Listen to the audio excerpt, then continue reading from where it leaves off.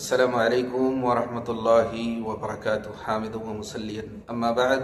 সম্মানিত দিনী ভাই বোনেরা, আপনাদের সকলকে আবার আজকের এই ভিডিওতে স্বাগত জানাচ্ছি। আল্লাহ রাব্বুল আলামিন আমাদের সকলের জন্য জান্নাতের পথ সহজ করে দিন। আজ অতীব একটি গুরুত্বপূর্ণ বিষয় আমরা জানার চেষ্টা করব, সেটা হচ্ছে মানুষের বীর্য এটা পবিত্র না অপবিত্র। এ বিষয়ে যদি কিছু বলতেন তাহলে খুব ভালো হতো। প্রিয় দিনী ভাই বোনেরা, আবারও আজ আমি নিজে থেকে কিছু না বলে আল্লামা ইবনে বাজ রাহিমাহুল্লাহ যে উত্তর প্রদান করেছেন সেটাই আমি আপনাদের সামনে তুলে ধরছি। উনি বলছেন, আলাস সহিহ, সঠিক মত অনুযায়ী, আন্নাহু তাহিরুন, বীর্য হচ্ছে পবিত্র। কেন পবিত্র? ওয়া হুয়া আসলুল ইনসানি, কারণ এটি হচ্ছে মানুষের মূল উপাদান।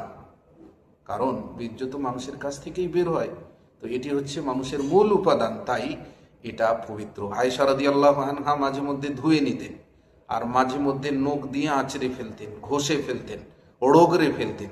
একথা প্রমাণ করে যে বীর্য হচ্ছে পবিত্র। যদি পবিত্র না হতো তাহলে আয়েশা রাদিয়াল্লাহু আনহা মাঝে মধ্যে নখ দিয়ে আঁচড়ে ফেলতেন না, মাঝে মধ্যে রগড়ে ফেলতেন না, মাঝে মধ্যে ঘষে ফেলতেন না। পবিত্র আছে বলেই মাঝে মধ্যে ঘষে ফেলতেন।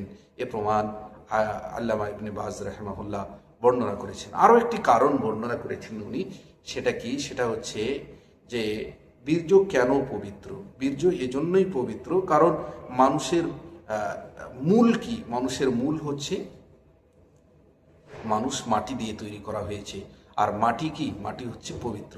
সুতরাং মাটি যদি পবিত্র হয় তাহলে বীর্যও পবিত্র। এ কথা আল্লামা ইবনে বাজ রাহিমাহুল্লাহ বর্ণনা করেছেন। এখন আপনারা যদি বলেন সরাসরি হাদিস থেকে দলিল দেন, তাহলে আমি আপনাদের সামনে বলবো যে সুনান আবি দাউদ হাদিস নম্বর 372, ওই হাদিসে দেখবেন এখানে বলা হয়েছে আয়েশা রাদিয়াল্লাহু আনহা মহানবী সাল্লাল্লাহু আলাইহি ওয়াসাল্লামের কাপড় যেখানে বীর্য লেগেছে ওই জায়গাটা নখ দিয়ে আঁচড়ে ফেলতেন, রগড়ে ফেলতেন, ফায়ুসাল্লি ফিহি, আর ওটাতেই রাসূলুল্লাহ সাল্লাল্লাহু আলাইহি ওয়াসাল্লাম সালাত আদায় করতেন। তাহলে মোট কথা হচ্ছে বীর্য পবিত্র, অপবিত্র নয়। যদি পবিত্র না হতো তাহলে আঁচড়ে ফেলা হতো না। পবিত্র আছে বলেই আয়েশা রাদিয়াল্লাহু আনহা মাঝে মধ্যে নখ দিয়েই রগড়ে আঁচড়ে ফেলে দিতেন।